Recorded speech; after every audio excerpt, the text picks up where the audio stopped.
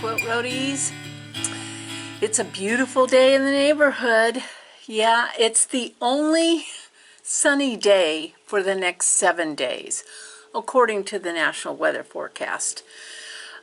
So G's out hiking, and I'm doing a little stitching, and then I am going to go out for a walk. Boy, there looks like there's some kind of smoke over there by Scouter's Mountain. Wonder what that would be. Anyway, we take our sunny days. I think everyone, just from the comments, I think everyone around the world, around the nation, has had a different weather pattern. And boy, the drought-like conditions that are causing some real concerns for Utah, Nevada, Arizona, New Mexico, Texas, that's pretty darn scary. We have a lot of rain, but as G has told me, it's only in this moment. If you go 10 miles around us, we probably haven't reached that level of being totally out of any kind of drought concern. And in Oregon, at least in Central Oregon, our big concern was forest fires. So keeping our fingers crossed, So what am I doing today? I am going to just be hanging out with you, doing a little stitching. I don't have a whole lot to share and show you because I haven't got a lot done. And the main reason being I've had to concentrate on one project. And the project that I'm concentrating on is a Sashiko. It's a beautiful Sashiko and wool flowers that I showed you before. And the reason I'm concentrating on those is because if I conceivably get all the blocks together and the top pieced, I can take it down to my long arm quilter when I go over the mountain in May. Oh, this is May, yeah, but later this month, and leave it with her to quilt, and then I can pick it up. Most likely she'll have it done. Pick it up when I go down to kind of hang out during Quilters Affair in Quilt Show and Sisters. I mean, best laid plans, isn't it? We all like our best laid plans. Yeah, that's what I'm hoping. So today, hope you got your stitching, hope you got your drink. I'm still working on the fuchsia block. And what really takes a long time, the Sashiko is pretty brainless, because Sashiko basically is a running stitch. And wool stitching, I am no-brainer about the wool stitching. But the step that Sylvia puts with these, that at first I was going, I'm not doing that, is that she outlines each of her wool pieces. So in this, let me see. So this particular piece right here, I stitched it all down, and then you do like a stem stitch and outline it. And you would think that that is just a waste of time, but it's kind of like outlining in cross stitch. When you do it, you're like, okay, I get it. I'm not the designer. There's a rhyme or reason to it. And so that is the part of this project that is taking me a little bit longer, is outlining all these little pieces. So I'm using you to distract me, if you know what I mean. The other thing that happened this week is one of my friends had a medical event, and so it made me kind of take pause. It makes you realize that you just can't waste time. You just can't waste time. You got to enjoy life. You've got to enjoy your family. You just, so much, most everything is not in our control. And that was what I call a come to Jesus moment, you know, where you're like, okay. I decided to get a little bit more, you know, I hate to use the O word. Do you know what the O word is? I've been playing Wordle, and one of my fabric stalker girlfriends at retreat taught us how to play Wordle, because apparently half of us had never played it, and I couldn't figure out what's it all about? What's it all about?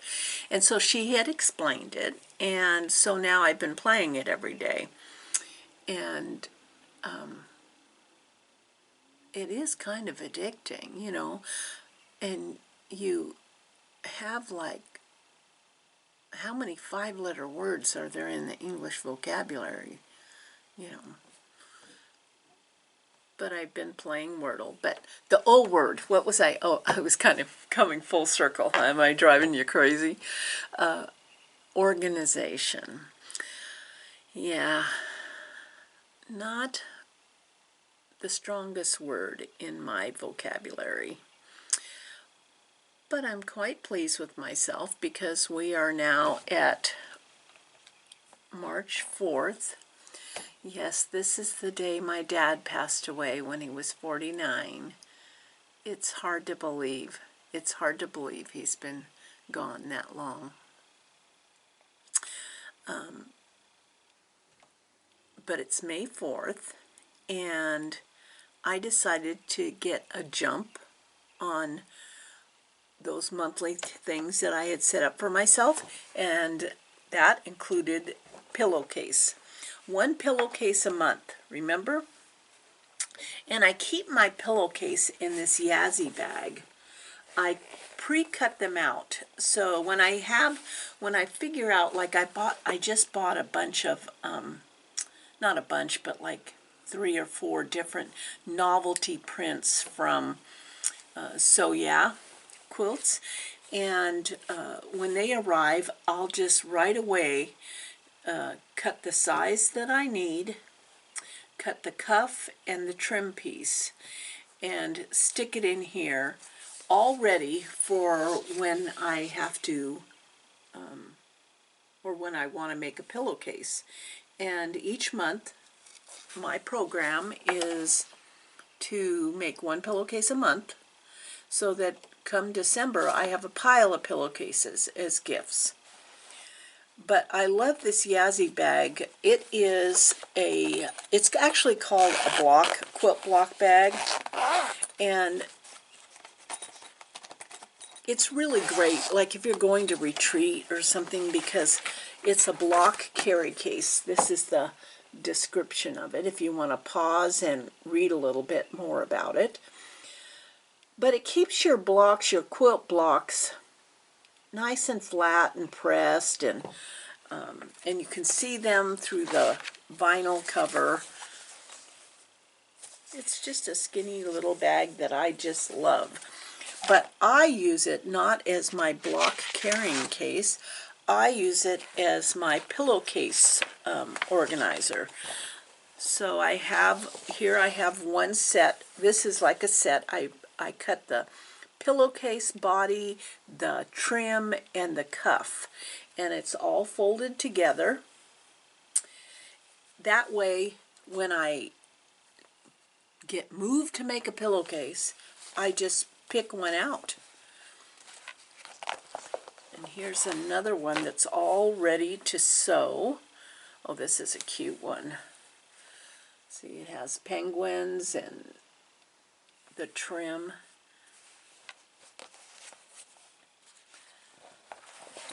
So this morning I said, I'm going to just make up a pillowcase. And I did. And here's my pillowcase. Donuts, and then the body of the pillowcase has sayings on it like enjoy the littlest things, life is better with you, ready for an adventure, our heart gives hugs, smile, worry less, I love you, dream big. So I've made this for a friend of mine. And I kind of like having them all ready and cut up, and that way when I move to make a pillowcase, I can.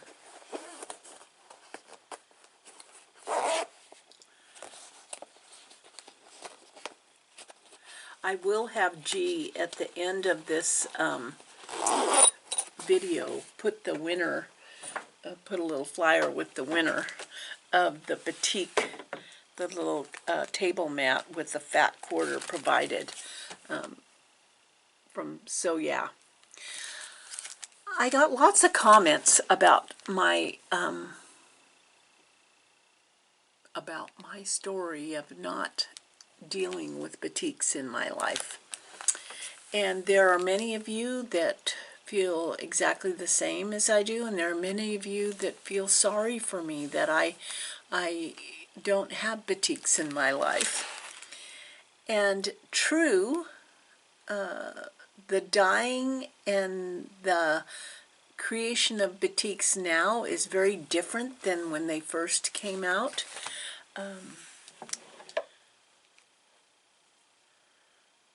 But I guess I'm just still not a batik. I love the colors. I mean, they're gorgeous. There's nothing about batiks that's not to love. It's just not my thing. And thank goodness that we have so many opportunities to go into a fabric store and discover just what we like and know that there's something there for our friend too. I love that. The birds have been going crazy in our backyard, along with the bunnies and the squirrels. I think the coyotes have moved on for a bit. We're very busy prepping for the arrival of our grandsons. Let's see, where did I leave off? Oh yeah, I'm just going to knock this off. Our grandsons were sharing living space with our son and his family, along with the other set of grandparents. And so we're prepping our house, you know, what we used to call baby proofing. This is toddler proofing.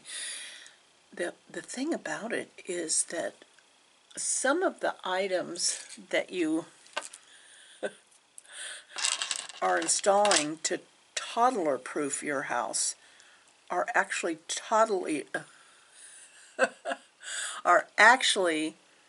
old people proofing your house, because I can't get things to work either. So they came out, my daughter-in-law sent these little, see, I don't even know what they're called. They're door lever locks, because all of the doors in our house don't have the turning knob. They have a lever. And so this little thing is supposed to keep the little guy from being able to open like the bathroom door and play in the toilet. But the issue is me figuring out not only how to attach it, but how to get it to work. Yeah, I think I have it almost figured out, but I'm going to wait till G gets home before I attempt anything. Our fence and gates are all done, so that is one less thing on our minds. I guess I'm going to start right here. Most of the time when I'm stitching wool, I on big pieces I'll buttonhole, and on smaller pieces I'll whip. And on these I am actually doing more whip because I go back and outline it,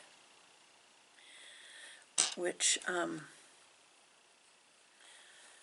might try to see what it looks like if I button on the next block. I might just buttonhole it and see if that looks the same. I'm always testing the waters. So how's it going in your neighborhood? I know many of you are having snow melt, and has the gas price come down?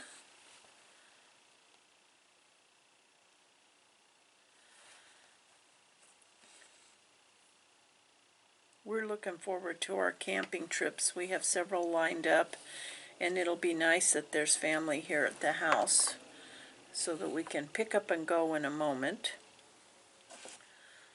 I really want to go to that shiplap quilt place in Washington. And from what I understand, it's fairly close to some of my stitchy friends that come down that are part of a cross-stitch group that I belong to.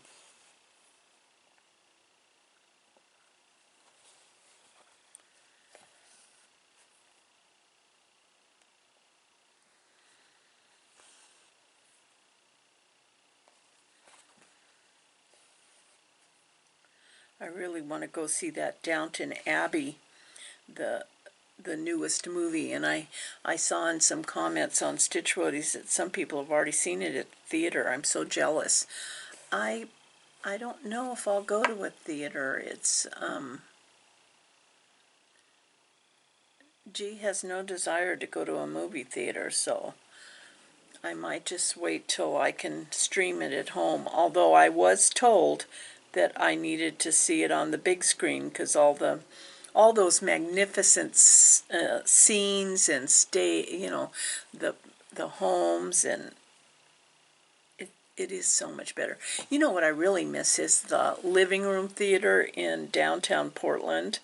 It was so fun to be able to walk down to the living room theater, and they played a lot of indie films, and then you would order your dinner and your drinks. You could have cocktails there, and then they brought it to your seat, and there were some tables in the theater itself, and you could sit there and enjoy a movie and dinner, and it was like the blending of watching at home but being out and having someone else cook.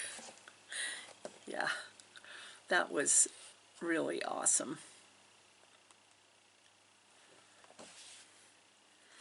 I also have been stitching on, during Quilters Affair, I generally support the Sisters Outdoor Quilt Show and the Quilters Affair by, I call it mentoring or proctoring the sit and stitch, which is the most fun for me because I have usually 20 to 25 people in a class, and I'm usually given the library computer room because it's the largest area, and then people spread out and everyone brings their own projects. That's what's really awesome, is they're all working on their own projects, and I get to just walk around and be inspired. And then if they have questions, I'm kind of a jack of all trades. Opinion, I am full of those. And then everybody gets to, I make, because people are die-hard sewing, and I make them get up and walk around and see what everybody else is working on, so we get inspired. And sometimes with some of the sit and stitches that I do during that week, and I think I am doing 3 of them, people have already taken a class earlier in the week, and so then they're working on it. on top of that, I am doing 2 days where I am explaining wool stitching and how I prep wool stitching. And one day I'm using Buttermilk Basins project, and one day I'm doing Bonnie Sullivan all through the night. And so it's a way to hang out. I love seeing everybody. And also for someone who has never done wool, it's a great introductory to that. And I understand that there's still some openings in those two. I'm not sure the sit and stitches. I think the sit and stitches might be full, but maybe not. But the 2 classes that are with Buttermilk Basin and all through the night, Bonnie Sullivan, there's still some space in there. So if you want to come hang out, and I believe that the class fee includes the kit, then we can hang out together at the Quilters Affair. I'm really looking forward to it. It's going to be fun. It's going to feel like, because we didn't get to have, last year I did a Zoom sit and stitch, and truthfully, I totally get why kids just want to go back to school. It filled a need, but it wasn't the same. Yeah, it wasn't the same. And that's like my oldest grandson, sitting at home doing a Zoom school I'm hoping that we continue on this uphill climb out of our last 2 years. And I'm just excited that the quilt show, and I'm looking forward to seeing a lot of you there. It's going to be fun. I'll have to decide what I'm going to bring down in the van and camper, and going to meet up with some of you. I'm hoping to do a meetup again at Fika Coffee, which is a gal who I know, Renee, and she has a lovely coffee shop. If we can do a meetup there, and yeah, it'll be a lot of fun. So that's coming up so fast. It's really incredible. I mean, next month, June was always a big birthday month in our family, so although my mother's passed away, that was her birthday month, and I have nephews and my son and my grandson. It's just, June is full of birthdays. Then we got 4th of July. Geez, the time is just flying. Isn't it just crazy? It seems like in a blink of an eye.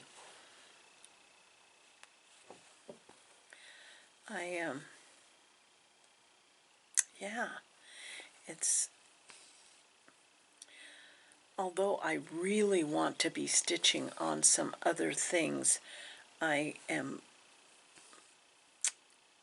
need to get this done before the 3rd, before the 20th. I need to get it done before the 20th. And that way I don't have to mail anything, because, boy, from what I've been told, everything is just, the mailing of anything these days is crazy.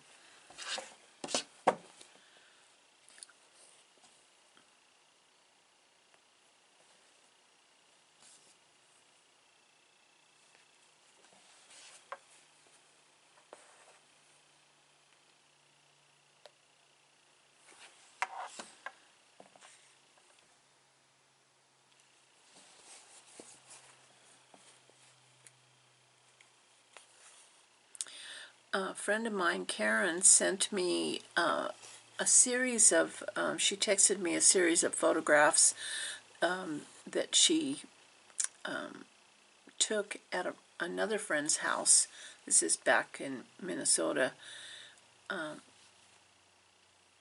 And she sent me the photographs.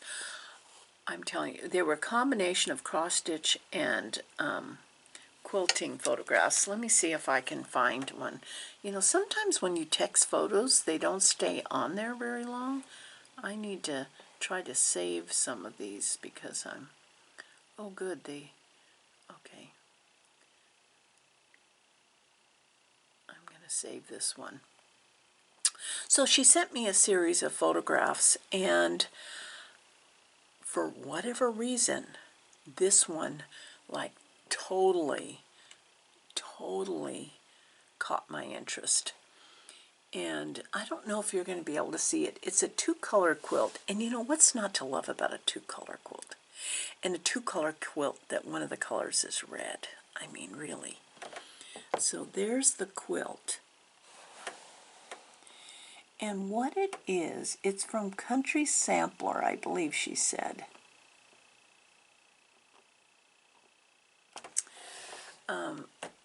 All it is a series of like snowball blocks sewn together into, so there'd be 9 snowball blocks sewn together into one big square.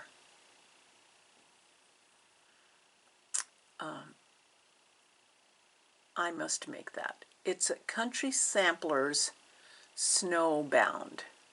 So this is the, if you have that or you're looking for it on the secondary market, that is the quilt.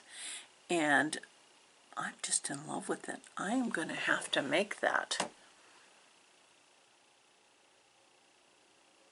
Yeah, Country Sampler's Snowbound. And see, that's the thing, is that we get inspired. We get inspired and we want to make stuff from somebody. We see somebody else has made something, and then we're like, oh, I gotta make that, you know. And then that takes precedent over every other UFO we have in our life. And boy, do I have a lot of quilting UFOs. Yeah. One of the fabric stalkers is actually going to be making a big move out of state, and it will bring her closer to her adult daughters and her grandchildren, so in my mind that's a win-win.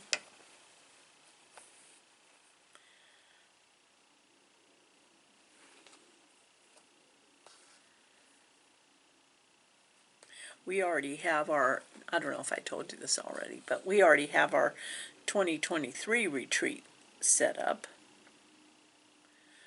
It kind of, when you make plans, you know, normally I start, when I make too many plans way out, I start getting a little bit anxious. You know, am I gonna, if anything happens, what am I gonna do? I've decided to be brave. Yeah, I've just decided to be brave. I mean, if anything we learn in life right now is that all that worry and anxiousness, all it did was suck our dreams away. So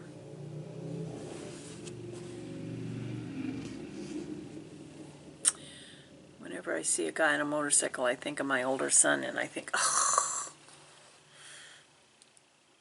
I remember telling him, you know what we call motorcycle riders? The universal donors. He said, yeah, well, a lot of the paramedics ride motorcycles because it's cheap on gas and it's easier to maneuver and get around, to get to and from work. I know. I can remember as a kid hanging on the back of my dad's motorcycle. You know, we didn't wear helmets back then. I'd have one arm wrapped around his waist and another arm wrapped around half gallon of ice cream. Hanging on for dear life. And I don't think he worried a bit about me back there.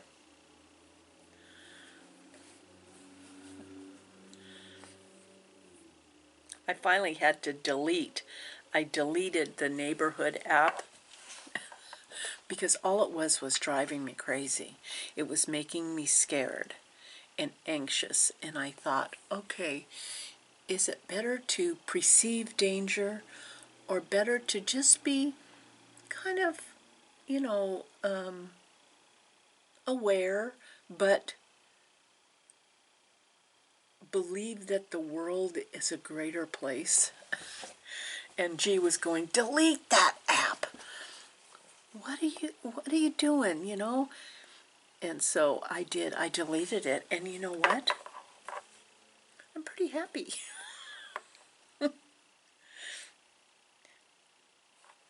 Yeah, I'm pretty happy.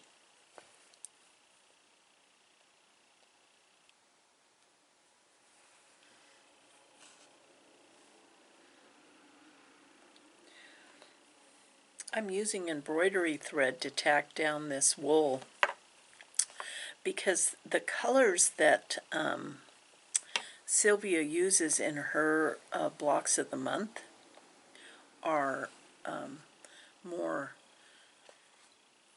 saturated. They're different than the primitive wool that like Buttermilk Basin uses. Of course, Sue Spargo has bright wool, but I have so many Sue Spargo projects that I need to save some of that thread for that. So I'm using a lot of embroidery thread, and I'm just using 3 strands, so it gives me almost the same thickness as like pearl cotton. And yeah, working good. I think I only have, after this block, I think I only have 2 more blocks to do. So if I put my nose to the grindstone, I should be able to get it done. I got my hair cut yesterday. It felt awesome. And I actually got it styled a bit because I told her I didn't want straight across bangs, although they say that is the cheapest facelift you can get, is to get bangs, but I didn't want straight across bangs. But she said she could cut it where it kind of framed my face, so a little shorter along the edges. But I can't believe how I thought when I got that much, because I think she took about 3 inches off. I thought when I got that cut off that my hair would look grayer, you know, but it actually looks darker. I mean, there's definitely gray around, but my mom wasn't totally gray when she passed away, and she was in her 80s. So, yeah, it actually looks darker. It's interesting. Hair is interesting. It's like, gee, the only gray on his hair is in his beard. If he cut his beard off, he'd probably look 10, 15 years younger because he doesn't have any gray really in his hair. But his mother was, it's all genetics. His mother was, oh, I was using 3 strands, so I want to keep that one together. Maybe I'll cut this in half. This seems a little long. You know, I tend to want to have a strand of thread that's like 3 yards long, but then I end up with knots. So, but what was I saying? G's mom, she never dyed her hair, and when she passed away, she hardly had any gray hair either. So it's kind of like all genetics. Although G must have a good percentage, according to his uncles, who have done all the genealogy. He has a good percentage of, I believe it's Cherokee. And so when he goes out in the sun, oh my gosh, he just turns like a little brown bean. And I go out in the sun and I just get burnt. I don't think I've ever been tan in my life.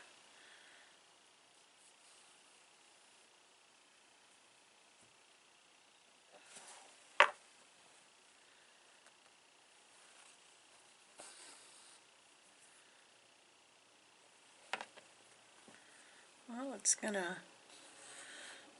I think I'm gonna be able to pull this off. I'm gonna give it my best shot. I hope so, because it surely is impacting every other thing that I want to get done. You all will get totally bored with just me showing this one project as getting done and not a whole lot of anything else.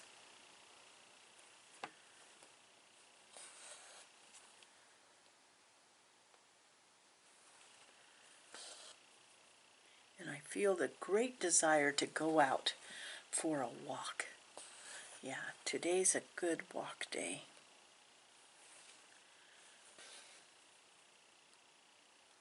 Well, thank you. Thank you for hanging out with me, if it's just for a little bit.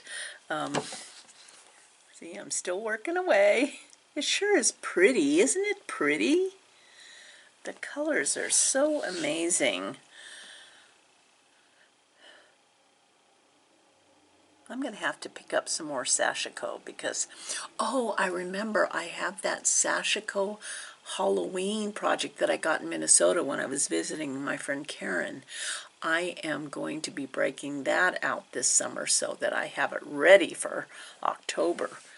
That'll be awesome. Okay. Thank you. Thank you so much for stopping by.